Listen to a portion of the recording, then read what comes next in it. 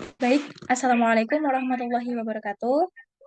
Di sini kami akan membahas mengenai perancangan alat pertanian, yaitu sabit, dalam penerapan antropometri di lingkup ergonomika. Nah, tugas ini digunakan untuk memenuhi ujian tengah semester pada mata kuliah ergonomika kelas B.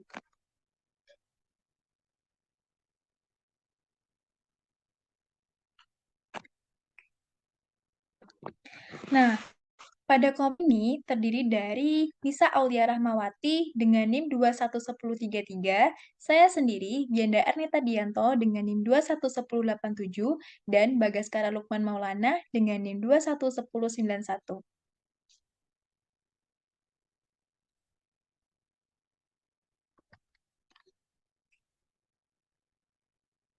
Baik, terkait pokok pembahasan yang akan kami bahas di antaranya yaitu pengertian mengenai pengertian ergonomika dan antropometri. Yang kedua, latar belakang, yaitu latar belakang dari konsep penerapan. Yang ketiga, tujuan. Tujuan adanya study case. Yang keempat, batas masalah, yaitu mengenai yang dijadikan acuan. Dan yang terakhir, yaitu pembahasan mengenai pemecahan study case.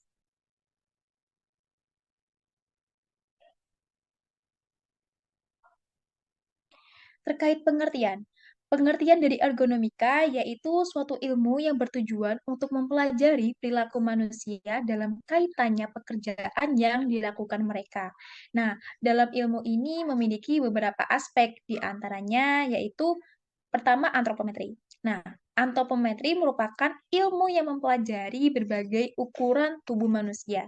Nah, data-data dari antropometri sendiri diperoleh untuk bisa diaplikasikan salah satunya untuk perancangan area kerja.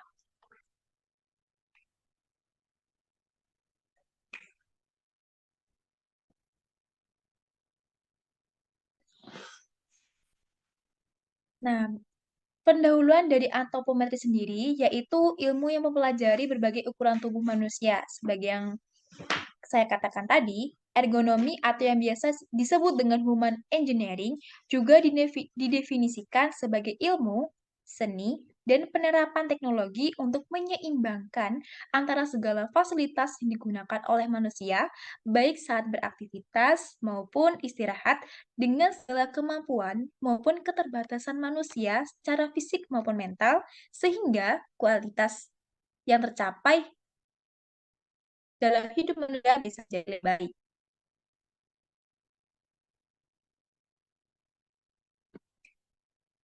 Nah, sebelum ke slide selanjutnya, kita harus mengetahui terlebih dahulu di bagian latar belakang.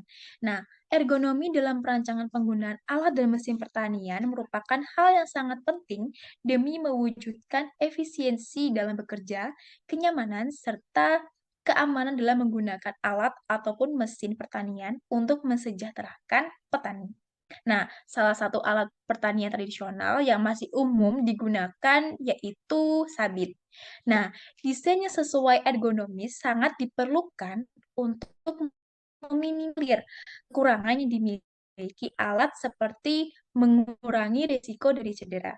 Nah, latar belakang pada penelitian ini adalah terdiri dari 4 poin, di antaranya satu, sabit ialah alat pertanian tradisional yang umum digunakan oleh para petani. Yang kedua, desain sabit saat ini masih belum sepenuhnya mempertimbangkan faktor ergonomi dan antropometri manusia.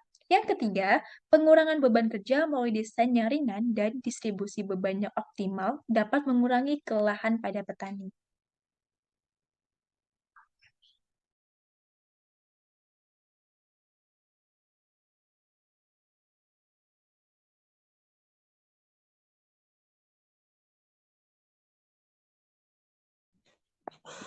Baik, untuk selanjutnya yaitu tujuan. Untuk mengetahui bagaimana cara mengetahui spesifikasi desain sabit yang ekonomis dan praktis sesuai dengan kebutuhan masyarakat di lingkup pertanian. Yang pertama, mengetahui kebutuhan masyarakat melalui tugas spesifikasi. Tujuannya adalah untuk memahami kebutuhan masyarakat di lingkup pertanian terkait alat sabit. Yang kedua, membuat spesifikasi desain yang ekonomis dan desain yang praktis.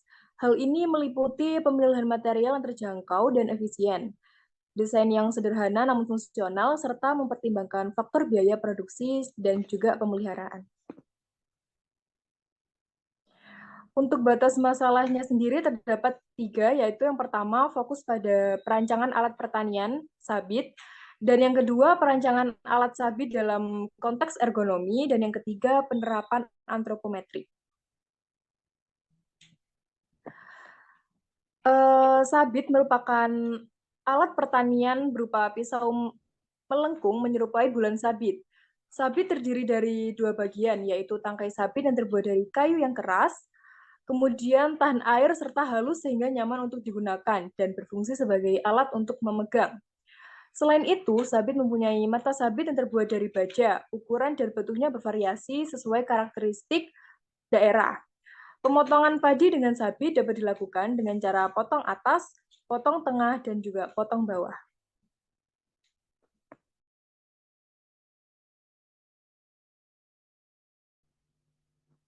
Baik, terima kasih untuk Diana dan Anissa telah menjelaskan tentang apa itu antropometri dan juga tentang alat sabit. Ini kita akan membahas apa sih hubungannya dan apa yang diperlukan dalam membuat sabit serta apa yang diperlukan data serta nilai-nilai yang nanti perlu dipertimbangkan seperti itu. Seperti yang kita tahu tadi bahwasanya sabit ialah alat pertanian yang berupa pisau melengkung menyerupai bulan sabit dengan berbagai jenis bahan yang dibuat seperti itu. Dalam sabit sendiri itu biasanya dilakukan untuk memotong baik itu rumput ataupun yang ada di sawah dengan suatu gerakan menggenggam tangan membentuk suatu objek yang digenggam yang berbentuk seperti rantai terbuka. Dengan tangan manusia sendiri itu kan ada berbagai macam aktivitas dengan berbagai kontrol. Maka alat yang dengan menggunakan prinsip antropometri ini diharapkan dapat membuat sabit yang nyaman bagi penggunanya seperti itu. Lalu untuk melakukan analisis desain sabit perlu beberapa tahapan sebagai berikut. Yang pertama yaitu data antropometri. Data ini ialah tentang ukuran fisik suatu populasi yang akan nanti buatkan desain sabitnya. Betul, kami menggunakan 60 sampel data ukuran sabit oleh petani yang ada di Kecamatan Dramaga di Bogor. Lalu menghitung nilai rata-rata, tanda deviasi, dan profesi korelasi, persentil kelima dan persentil ke-95 dari data antropometri yang telah diambil. Dengan ini tujuannya nantinya alat ini kebanyakan cocok untuk 95% orang dari sampel data yang kami telah ambil. Yang nanti sisanya itu beberapa mungkin tidak cocok, tapi dengan perhitungan persentil ini 95% orang cocok dengan desain sabit yang telah kami rancang seperti itu. Terus menganalisa gerakan yang terkait dengan gerakan menyabit padi. Ini hubungan sekali karena dalam membentuk suatu alat yang nyaman agar nanti dalam gerakan itu tidak membuat lelah dan capek seperti itu. Lalu yang keempat menghitung berapa panjang dan diameter dari gagang sabit itu sendiri. Itu nanti juga berhubungan dengan gerakan yang nantinya alat ini sendiri itu berat seperti berat ringannya yang nanti berhubungan dengan lelah atau tidaknya dalam menggunakan. Jadi harus diperhitungkan juga pengguna ini dalam dengan nyaman.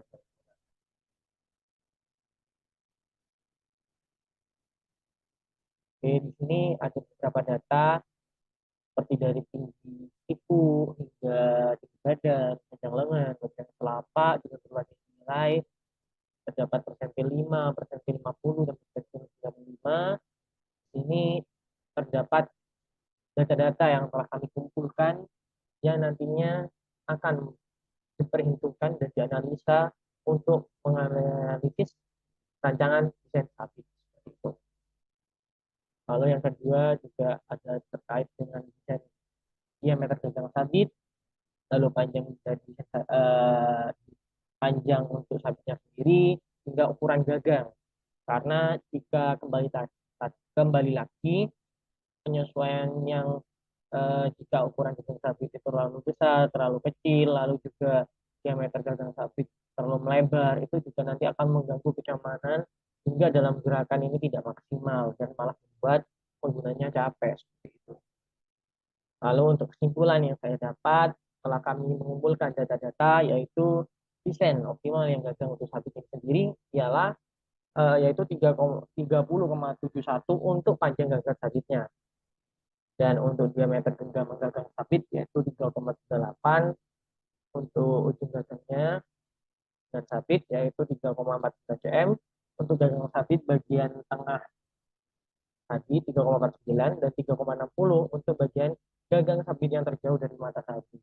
Maka dengan data seperti ini, kemungkinan besar dari data yang telah kami temukan 95% itu cocok dari 60 orang dengan desain sabit yang telah kami analisa. Sekian mungkin itu saja dari kelompok kami. Mohon maaf apabila ada salah kata. Kami ucapkan wassalamualaikum warahmatullahi wabarakatuh. Waalaikumsalam warahmatullahi wabarakatuh.